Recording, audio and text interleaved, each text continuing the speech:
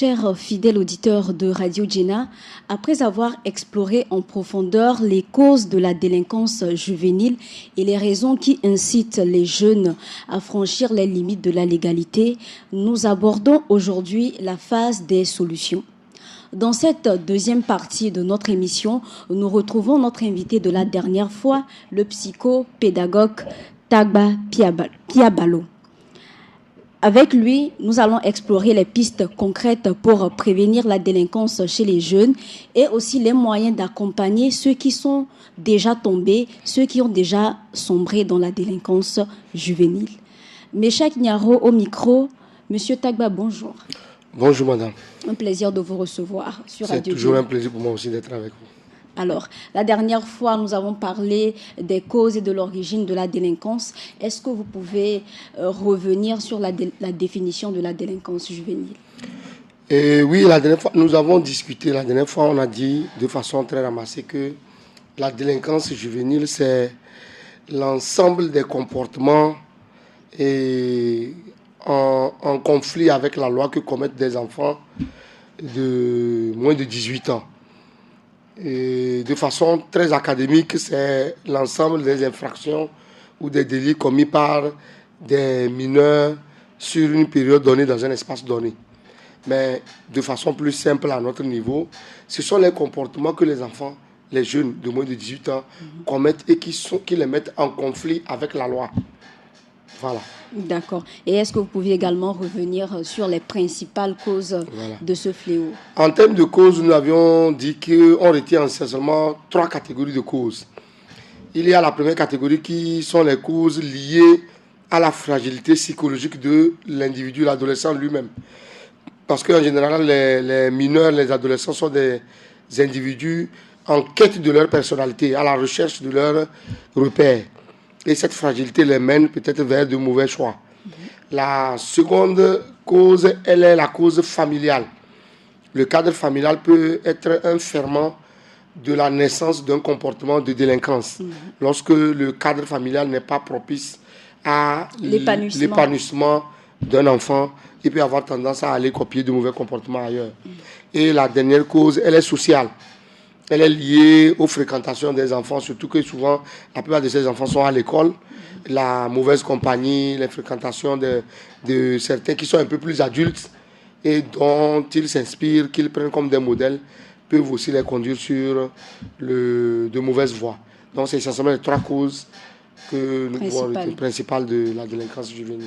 Oui, la dernière fois, nous étions un peu talonnés par le temps et vous avez brièvement évoqué l'influence des réseaux sociaux. Est-ce que vous pouvez y revenir?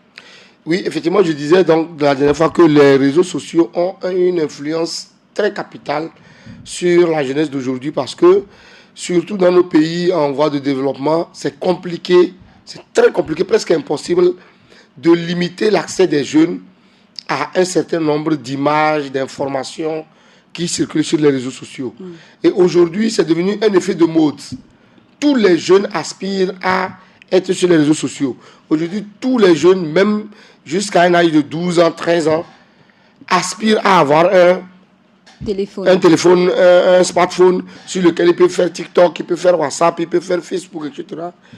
Et le système, l'incapacité de filtrer les informations fait que les jeunes ont accès à certaines informations qui ne devraient pas, en principe, être à leur disposition. Des contenus de violence. Des contenus de violence, des contenus de sexualité, des contenus de drogue, des contenus de vol. Aujourd'hui, vous avez sur les sites de diffusion de films, des films à caractère très violent, qui reviennent même... Il fut un temps où, en notre temps, par exemple, on sait que les dessins animés, c'est réservé aux jeunes. Vous comprenez? Et le thème et les sujets des dessins animés étaient adaptés à l'âge des jeunes. Aujourd'hui, avec la survenue, par exemple, des mangas, vous avez des dessins animés pour des enfants de 11 ans, 12 ans, mais qui sont extrêmement violents. Où on décapite les gens, on déchiquette les gens, le sang coule du début jusqu'à la fin du dessin animé, c'est du sang. Vous voyez des personnages qui volent, qui commettent des larcins, qui commettent des trucs, qui se droguent, etc. Tout ça. Et le jeune a tendance à s'identifier à ces genres de personnages-là. Ce qui fait que, psychologiquement, il développe déjà cette sorte de violence-là qu'il voit à travers les personnages auxquels il s'identifie. Donc les réseaux sociaux ont vraiment une influence sur les jeunes, sur nos enfants. Oui, c'est également le cas des salles de cinéma où on constate malheureusement que les films d'action sont très prisés par la jeunesse. Exactement. Normalement, dans les anciennes salles de cinéma, il y a une limitation d'âge. Mais aujourd'hui, avec la part du gain, la recherche de l'argent, surtout que les salles de cinéma sont en train de perdre de leur notoriété. Dans le temps, il n'y avait pas beaucoup de télévision, il n'y avait pas on n'avait pas Canal, on n'avait pas les smartphones, les smart TV, etc. Tout ça.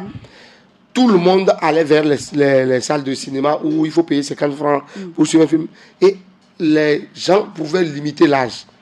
Mais aujourd'hui que l'auditoire baisse, la recherche du profit fait qu'on ne limite plus l'âge. Donc, les enfants de 8 ans, 10 ans ont accès à des films pourvu qu'ils aient de l'argent.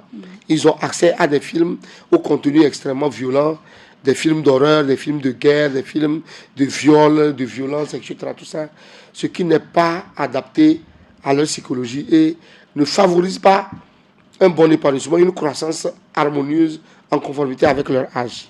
Et qui malheureusement peu à peu formatent leur mentalité et les incitent à faire ce qui n'est pas bon, ce qu'ils voient à travers les films. À travers les films, voilà. Alors dites-nous, dans la société, quel est le regard des uns et des autres vis-à-vis des enfants et des jeunes qui sont dans la délinquance? Merci. Et avant d'en arriver là, je vais parler d'un phénomène qui est un phénomène social et normal. Toutes les générations d'aînés, depuis toujours, ont toujours eu une mauvaise image, une inquiétude, une anxiété par rapport au devenir des jeunes générations. Ah oui? Ça, c'est un phénomène très social.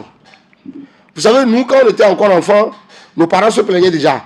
Ils se disaient, mais vous là, votre comportement là, ce que vous faites, je ne sais pas comment vous serez demain, quel adulte vous deviendrez, etc. Aujourd'hui, nous sommes parents et nous répétons exactement le même langage vis-à-vis de nos enfants. Oui. Ce qui laisse clairement voir que nos grands-parents avaient eu le même langage vis-à-vis de nos parents. Et nos enfants auront le même langage vis-à-vis de leurs enfants. Ça, c'est un phénomène social.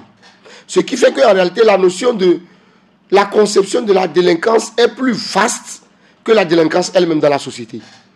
Parfois, c'est l'interprétation d'un adulte qui a son expérience de jeunesse et son vécu d'aujourd'hui qui donne l'impression que l'enfant est délinquant. En réalité, parfois, il y a beaucoup d'enfants qui sont dans leur attitude normale, leur comportement normal d'adolescent, de pré-adulte, avec des besoins, des désirs. Aujourd'hui, quand vous voyez par exemple une jeune fille de 17 ans, ses parents feront tout ce qu'ils peuvent pour qu'elle n'ait pas de petite amie.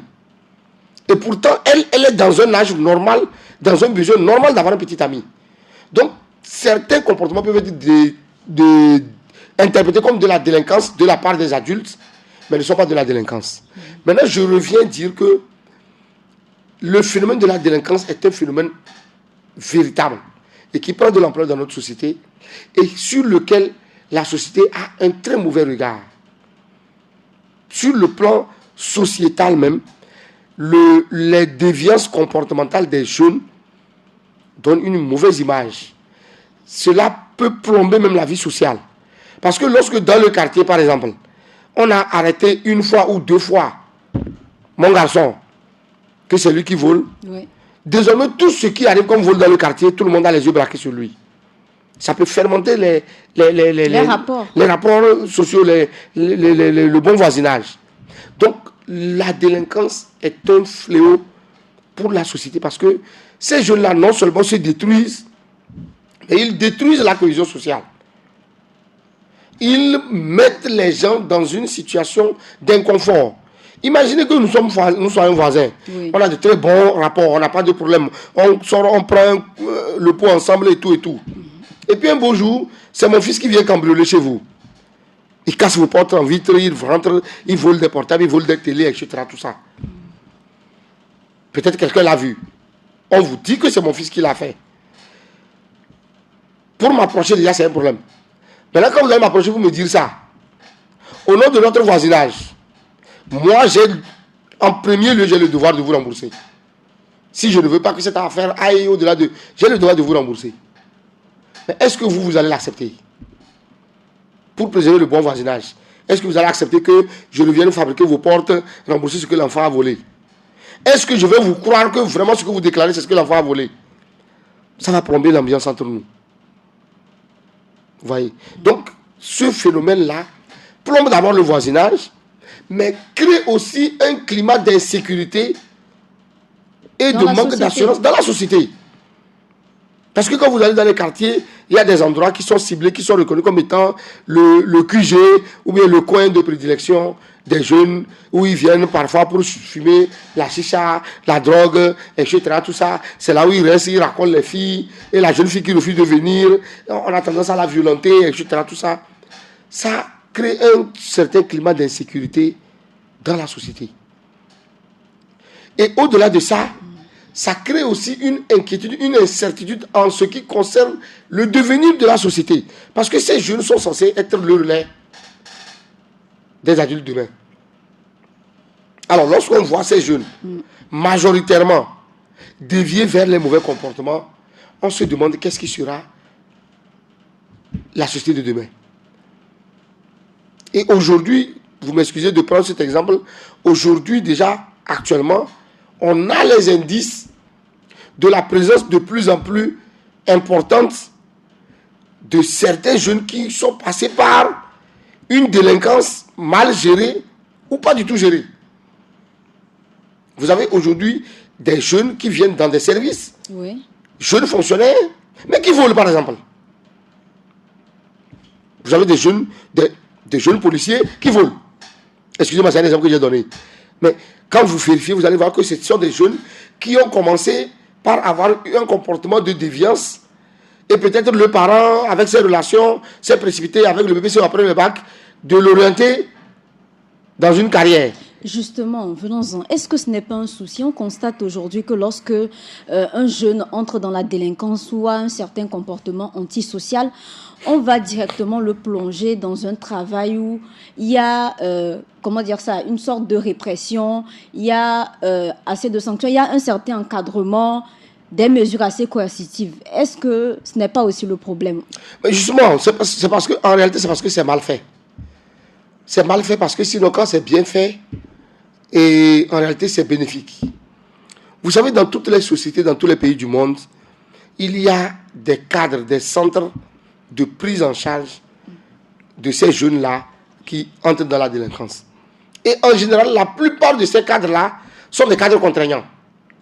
Ce sont des cadres dans lesquels on prive le jeune des outils ou des intérêts qui l'ont conduit vers la délinquance. Et moi, souvent quand je parle de ça, j'aime prendre un exemple très flagrant qui est à la mode aujourd'hui. Vous savez, l'actuel président des États-Unis, il est passé par un centre de réinsertion, de correction. Parce qu'il c'était quelqu'un vraiment à comportement délinquant. Et ses parents ont dû l'envoyer dans un centre pour mineurs en conflit avec la loi.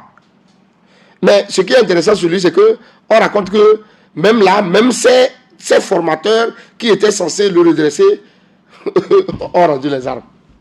Mais aujourd'hui, le chef d'État. Ça veut dire qu'en réalité, il y a aussi des personnalités qu'on assimile à la délinquance. Il y a des personnalités qui sont rugueuses, qui sont autoritaires, parfois presque violentes, mais qui ne sont pas de la délinquance. Mais qu'on assimile, parce que le comportement de l'individu va l'entraîner dans un conflit avec la loi. Quand par exemple moi, je sors de l'école, un garçon me provoque, je me tais, je pars. Mais que derrière moi, quelqu'un d'autre qui a un comportement rugueux arrive, le même garçon le provoque, il le frappe, il lui casse le nez, et que ses parents vont à l'hôpital, ce garçon-là va être considéré comme un délinquant parce qu'il a exercé de la violence. Mais en réalité, c'est sa personnalité qui a fait qu'il n'a pas supporté ce que le provocateur a fait. Il s'est défendu dans ce cas. Il s'est défendu. Mais pour avoir violenté et blessé, il tombe sous le coup de la loi. Vous voyez, donc en réalité, c'est un peu ça la nuance aussi. Certaines personnalités sont assimilées à la délinquance. Mais il y a vraiment la délinquance, véritablement, qui a des causes, qui a des manifestations, qui a des raisons, et qu'il faut corriger. Donc, le fait d'envoyer les enfants vers des cadres contraignants, d'abord, ça dépend de la contrainte.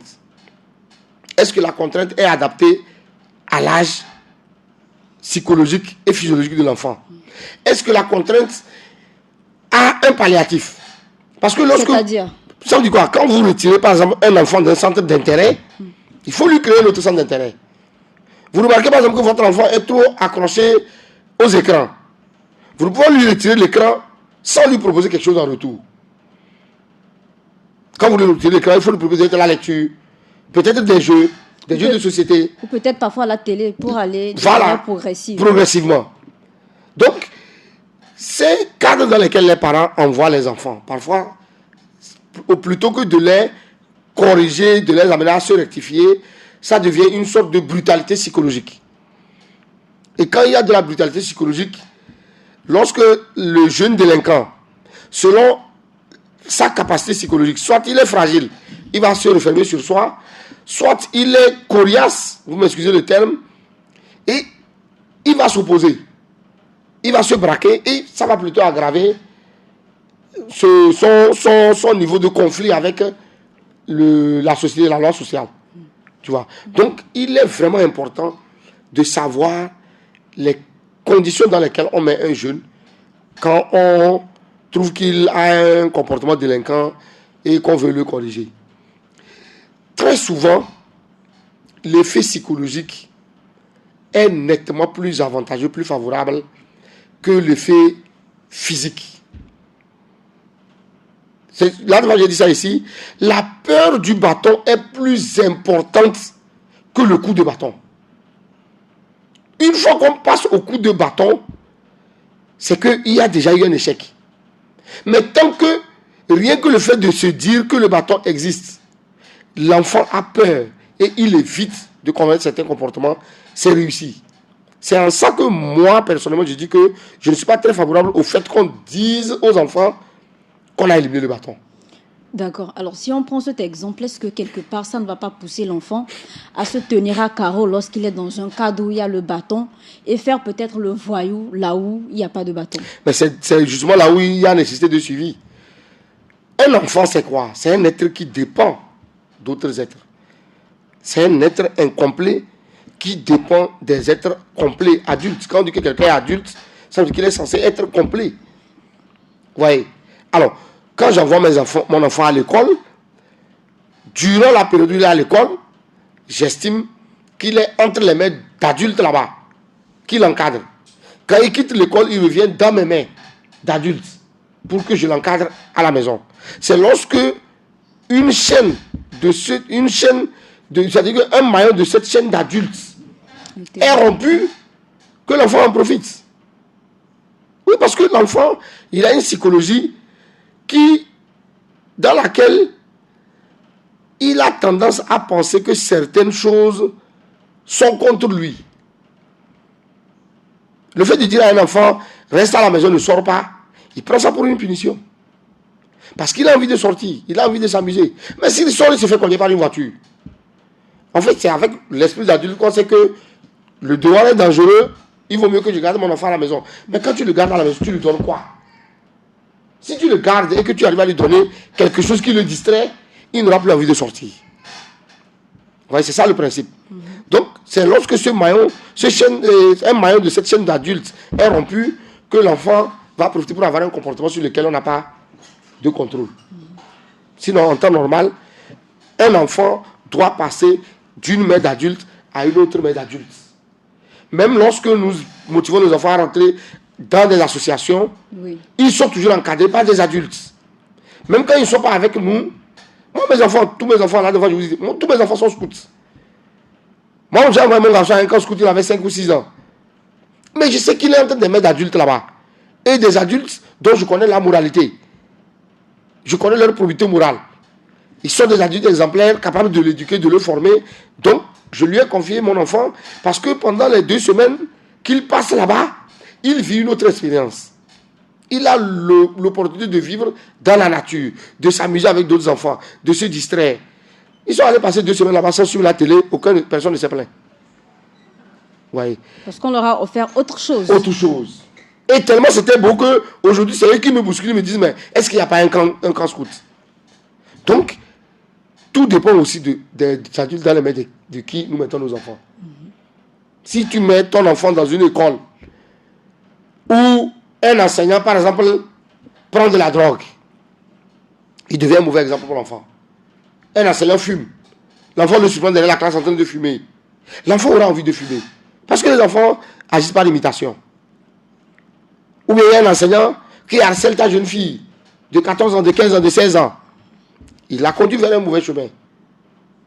Voilà. Donc, les adultes auxquels nous confions nos enfants doivent avoir une bonne probité. Une probité morale. C'est ça qui nous permet d'être sûr que l'enfant passe des mains d'un adulte à un autre, mais que toute cette chaîne d'adultes-là est une chaîne d'une moralité irréprochable, et donc l'enfant ne peut avoir que de bons exemples. Là devant, je dis ça ici sur les parents. Aujourd'hui, je le dis sur tous les autres encadreurs. Même quand l'enfant a de bons encadreurs à l'école, et tout, et l'enfant revient de l'école à 17h30, il trouve papa couché dans la cour, même le sol, parce qu'il a bu, il est ivre, il a vomi partout. Ce n'est pas une bonne icône pour que cet enfant-là ait une croissance épanouie. Voilà. Donc cela vaut pour tous les adultes entre les mains de qui l'enfant passe. Aujourd'hui, vous avez des parents qui ont, par exemple, pour des raisons de manque de disponibilité, etc., tout ça, qui envoient leurs enfants dans des internats. Oui. Mais il y a des internats qui sont devenus des cauchemars. Moi, je vous dis, je le dis, c'est sur une chaîne, je le dis, moi, je suis allé, j'ai accompagné une mère aller retirer sa fille d'un internat le jour-là, excusez-moi, j'ai giflé la religieuse qui gère cet internat. Parce que c'était devenu un centre de torture, de privation. Des jeunes filles de 14, 15, 16 ans qui sortent le matin pour aller à l'école. On ne leur donne pas le petit déjeuner que les parents ont donné. On leur mouille du gari, on leur demande de boire du gari pour aller à l'école. C'est terrible. C'est horrible, pourtant les parents payent très bien. Et les parents se sont dit, puisque c'est des religieux, mais c'est de la confiance. Mais derrière, c'était pas ça. D'où l'importance de faire le suivi. Le suivi. Et c'est parce que justement cette mère faisait le suivi que sa fille a été obligée de lui dire, mais écoute, voici ce que je vis. Donc, mais à côté, il y a des internats où les enfants sont très bien pris en charge. Il y a tout un accompagnement, le respect de la personne, tout ça, la disponibilité. Moi, j'ai mon garçon qui a fait l'internat, qui a fait le lycée scientifique à Sotobois. Ça se passe très bien. L'encadrement, tout, c'est quand tu vas, toi-même, tu sens que l'enfant est pris en compte, il est respecté, il est accompagné, on te décrit le comportement. Il a une bonne qualité de vie. Donc, même dans ce choix aussi, il faut faire attention. Les parents croient que internat, c'est la mode, non, là-bas, on va mieux l'encadrer, moi, je ne suis pas disponible. Mais parfois, le peu de temps que tu as accordé à ton enfant vaut nettement mieux que là où tu l'envoies. Donc, il faut étudier tout ça. Parce que, je le répète, les mineurs, c'est des êtres incomplets. C'est des êtres fragiles qui sont à la merci des adultes. Très bien, merci. Alors, dites-nous, est-ce que vous pensez qu'il y a une chance pour les jeunes qui sont déjà tombés dans la délinquance de pouvoir s'en sortir? Mais c'est évident. Il y a toutes les chances. Je dis qu'il y a 100% de chances. Et maintenant, comment est-ce qu'ils peuvent faire pour s'en sortir? Ce n'est pas à eux de faire, justement. D'abord, tout dépend de ce qui a poussé l'enfant dans la délinquance. Tout dépend de sa psychologie et surtout de l'accompagnement des adultes. Un enfant qui tombe dans la délinquance parce qu'il a faim, c'est très facile de lui en sortir. C'est très facile. S'il trouve un adulte tout de suite qui est capable de satisfaire ce besoin qu'il a poussé dans la délinquance, il va arrêter. Un enfant qui tombe dans la délinquance parce qu'il est négligé, c'est très facile de l'en sortir. Il suffit qu'un premier acte attire l'attention du parent et que le parent commence par lui accorder cette attention qu'il ne lui accordait pas, il va s'en sortir. Vous voyez. Mais ce qui est le plus important, c'est l'accompagnement. C'est l'accompagnement parce que c'est plus difficile pour un enfant de faire de bons choix. Mais c'est facile pour un adulte d'indiquer de bons choix à l'enfant. Et lorsque dans sa psychologie, l'enfant n'est pas enclin à faire du mal ou à vivre du mal ou à aller vers le mal, lorsqu'il a un bon accompagnateur, c'est très facile de le récupérer. Ce qui fait que les jeunes délinquants deviennent de vrais criminels, c'est soit la négligence, soit les solutions inadaptées. Ou parfois même la discrimination. La discrimination, le mépris, le regard de la société, qui fait que l'individu se renforce dans cette attitude-là. Il se dit, oui, je me réclame de ça. Parce qu'il se sent rejeté, Merci. on lui a mis une étiquette. Plutôt que d'avoir honte, il réclame ça comme une sorte d'identité. Il en est plutôt fier. Au début, quand on lui dit, tu es voleur, ça l'énerve. Mais arrivé à un moment, c'est lui qui dit aux gens, moi je suis voleur. Si tu veux voler quelque chose dans une chambre, appelle-moi. Donc, c'est un phénomène très délicat qu'on doit identifier très tôt et rectifier. Mais moi, je dis toujours, et je le répète, il ne faut jamais éloigner l'accompagnement psychologique de la menace psychologique. Quelle est la différence? C'est pas, il y a une différence, mais les deux sont, c'est comme deux faces d'une pièce. On dit par exemple à un parent, tu es parent, on te dit, ton enfant fait ça, on identifie que c'est l'effet de la négligence. Tu prends sur toi de lui accorder de l'attention. C'est important que tu commences à lui accorder de l'attention, que tu lui donnes plus de temps, tu t'amuses avec lui, etc. Tout ça. Mais il ne faut jamais manquer de lui rappeler que l'acte qu'il a posé là peut l'amener dans telle situation négative. C'est ça la menace psychologique. Il faut qu'au même moment où tu lui accordes de l'importance, tu lui accordes de l'attention et tout, que tu lui dises, écoute, le billet de 1000 francs que tu allais prendre chez le voisin là, on aurait pu te brûler pour ça. On aurait pu t'envoyer en prison pour ça. On aurait pu te casser le menton pour ça. Parce que ça s'appelle du vol. Et le vol est puni. Aujourd'hui, tu as chance que tu es petit, on t'a pardonné. Mais demain, quand tu seras plus grand, si tu fais ça, on ne va plus te pardonner. Donc, la menace, bon, le mot menace est un peu fort, mais la dissuasion psychologique doit accompagner l'attention qu'on accorde aux jeunes délinquants. Parce que sinon, on a beau lui accorder toute l'attention, si dans son esprit, il a déjà intégré que c'est plus facile de gagner 1000 francs en volant qu'en allant travailler toute la journée sous le soleil, vous pouvez tout faire, il volera. Le combat est perdu d'avance. Voilà. Mais lorsqu'on lui présente le danger, le risque de cet acte, il va se dire, ah, il vaut mieux travailler une journée, gagner 1000 francs et être libre pour le reste de sa vie que d'aller vouloir voler 1000 francs en 5 minutes et aller faire 2 ans de prison. Les jeunes choisissent toujours par comparaison. Les jeunes filles comme jeunes garçons. Une jeune fille, lorsqu'elle voit des hommes qui viennent vers elle, tout dépend de ce qu'elle veut. Si elle veut de l'argent, elle choisit par comparaison. C'est pour ça que vous avez des jeunes filles de 18 ans qui se retrouvent avec des gens de 50 ans dépassés parce qu'elle veut de l'argent. Il y a un jeune homme de 24 ans qui est venu, elle se dit, mais lui là, il est encore étudiant. C'est son papa qui lui donne le petit déjeuner. C'est dans son petit déjeuner qu'il va me donner. Mais lui, ce monsieur, lui, il est fonctionnaire. C'est lui qui décide de son argent. Donc c'est l'argent que je veux, c'est lui que je veux. Vous voyez. Donc les jeunes agissent et choisissent toujours par comparaison. Lorsque vous mettez le jeune délinquant face à deux situations, il réfléchit et choisit celle qu'il trouve la moins prégnante, la moins présente sur sa personnalité et sa conscience. Donc l'accompagnement des jeunes délinquants doit prendre en compte les deux aspects. Et je vous donne une anecdote. Une fois, un parent m'a appelé, il m'a invité parce que son garçon a commis un larcin. Au fait, c'est la mère qui m'a appelé. Parce que le papa voulait fesser l'enfant. Et la maman m'a sollicité, je suis allé. Et j'ai posé la question au papa, j'ai dit, est-ce que c'est la première fois qu'il vole? Il dit non. La première fois qu'il a volé, là, tu lui as fait quoi? Il dit, il l'a fessé. La seconde fois, tu l'as fessé. Mais quand tu fais déjà quelqu'un 2 fois, et qu'il continue. Il faut comprendre que Il est habitué. fesser, ce n'est pas la solution. Ok. Maintenant, est-ce que tu peux me permettre, cette fois-ci, de ne pas le fesser, mais de me le confier pour une journée? Il dit, il n'y a pas de problème. J'ai pris ce garçon dans ma voiture. Je l'ai amené à la brigade pour mineurs. Je lui ai fait visiter les cellules. J'ai appelé une dame là-bas qui est une collègue que je connais.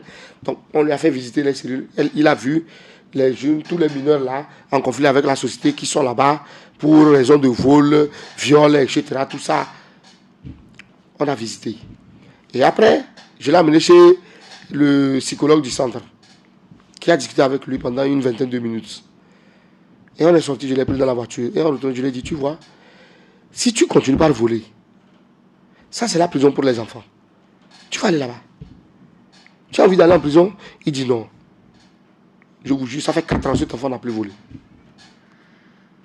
C'est devenu mon ami dans le quartier d'ailleurs. Cet enfant n'a plus volé. Il ne prend plus. Son père, il est émerveillé. Il dit, mais qu'est-ce que tu lui as fait? Je dis non, je lui ai fait ce que tu n'as jamais fait.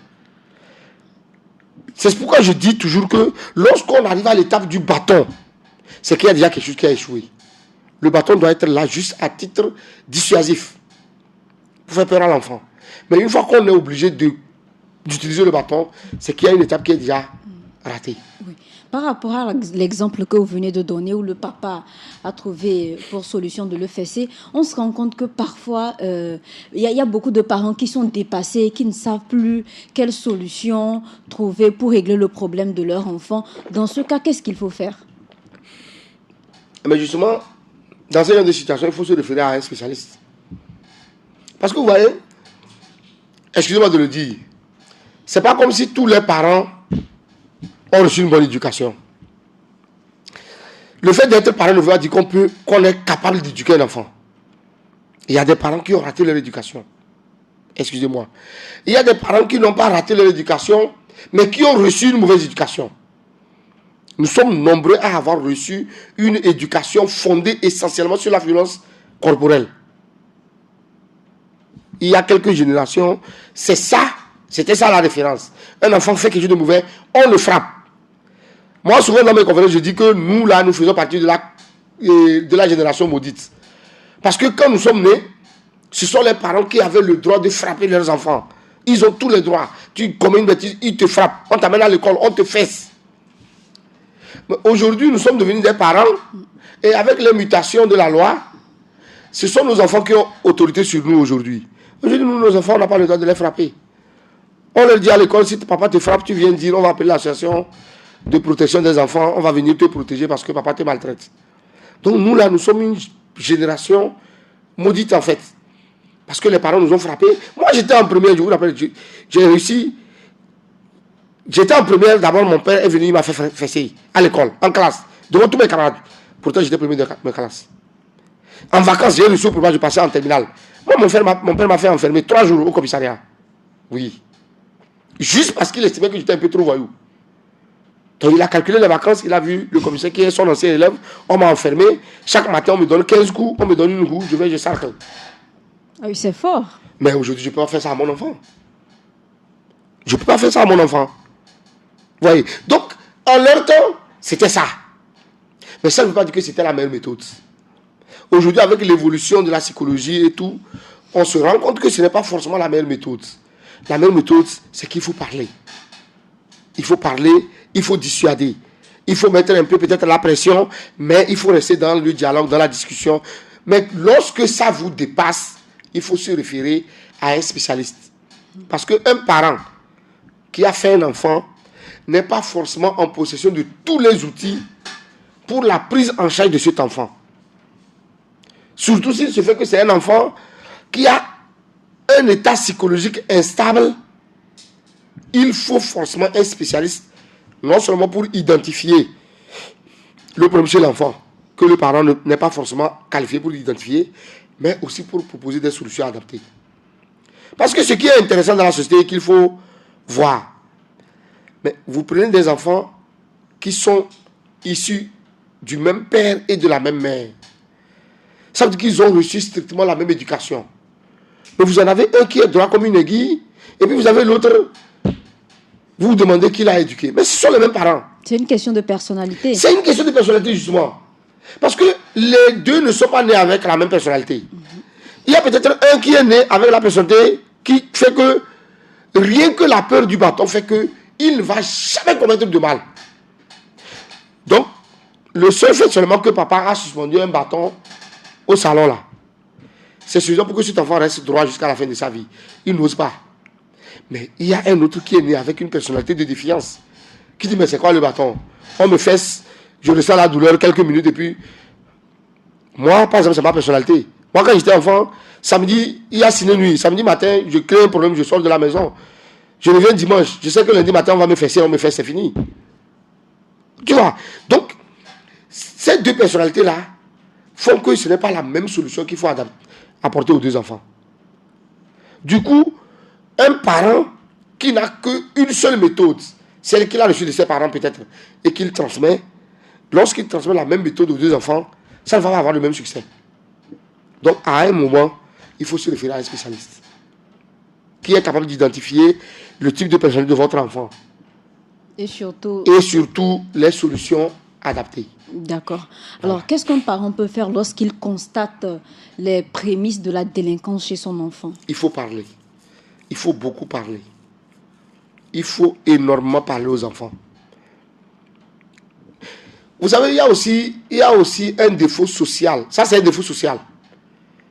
Là, c'est carrément la société que je prends à ce niveau. C'est un défaut social dans nos cultures africaines. Nos cultures africaines n'ont pas développé le réflexe de la félicitation, de la reconnaissance, de la motivation, de l'encouragement. Là, j'ai dit ça ici. Mais c'est vraiment un phénomène social effectif.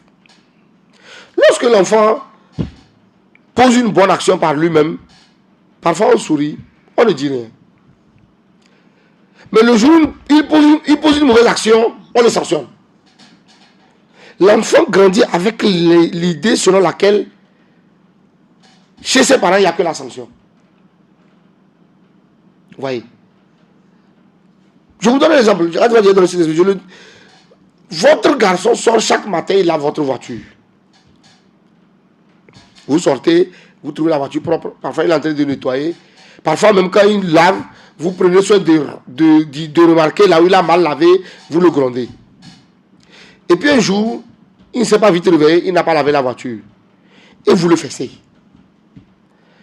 Cet enfant-là, vous lui donnez l'impression que l'effort qu'il a fait sur peut-être 1 semaine, 2 semaines, 3 semaines, en lavant la voiture, est inutile.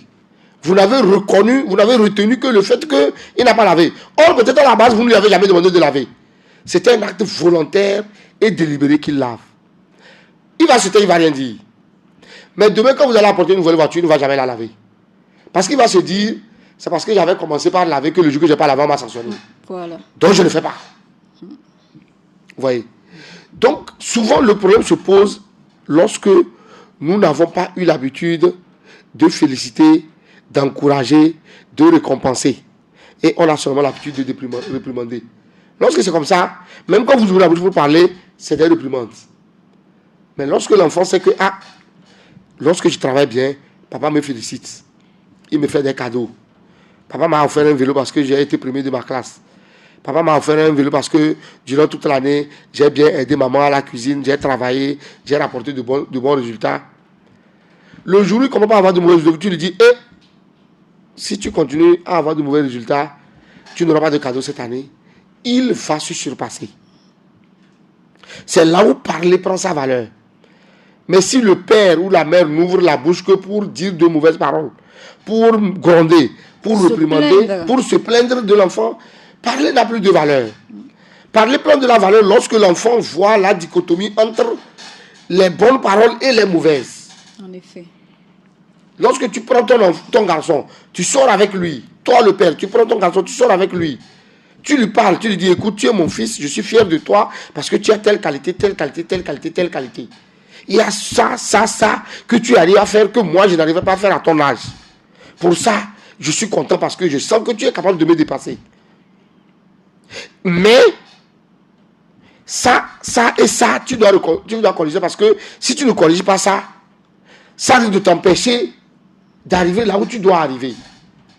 Cet enfant, il va comprendre. Même s'il avait de mauvaises fréquentations, parce qu'il y a aussi l'influence de la société, il va se remettre en cause. Surtout si vous avez à toucher, vous lui dites, mais écoute, tes compagnies que tu fais là ne sont pas adaptées à ta personnalité. Tu es un enfant intelligent, tu es un enfant brillant, tu es capable de réussir, d'aller très loin.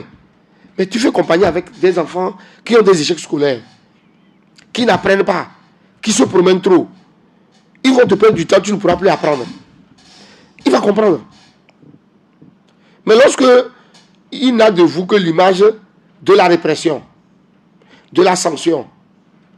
En général, nous les pères, nous sommes des épouvantails. C'est à ça qu'on sert. Quand maman, les enfants. Voilà, quand maman est avec les enfants à la maison, il faut que tu dises, attendez que votre père arrive ici, vous allez voir. Du coup, les enfants ont du père l'image de la sanction familiale. Et effectivement, les pères, ils aiment bien jouer ce rôle. Lorsqu'il arrive, maman lui dit, j'ai envoyé tel, il a refusé. Et toi, la viens ici. Et à genoux, donnez-moi un bâton. Pourquoi on t'a refusé? On fesse.